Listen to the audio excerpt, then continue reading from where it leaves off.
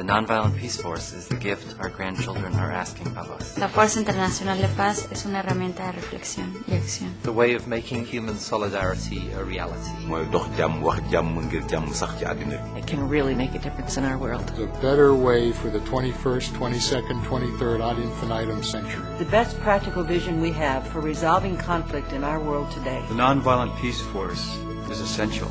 비폭력 평화연대는 희망입니다. 아무도 빼앗을 수도 파괴할 수도 없는 희망입니다. The reality of the dream you've always known. One of the greatest hopes for my generation. The global movement of the civil society and of the people for peace and justice. A gift to my children and my grandchildren. Una forma práctica de trabajar todos juntos en el mundo por la paz. Something whose time has come.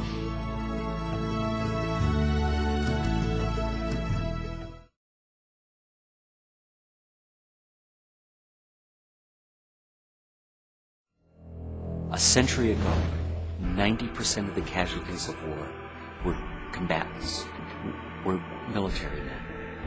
Today, 75% of the casualties of war are civilians. And so as civilians, as people to people, it's time for us to step forward and to protect each other. Gandhi was working on the Shanti Sena, the peace army, when he was assassinated. And what's happened over the last half a century is that the vision has occurred and recurred enough that it's entered into our consciousness. There's a strong resonance cross-culturally when we talk about this approach to conflict transformation. Once you see something, you just can't close your eyes. My sense is that 95% of the people in the world do not want war. They do not like killing. And they don't like that the only alternative is to do nothing and allow ethnic cleansing or any other kind of violence to happen. And they're not satisfied with the alternative, well, we'll just go ahead and kill people. It's our hope that if we can show through our example that there is a viable alternative that works and costs 1,000th or maybe a millionth what armed intervention would.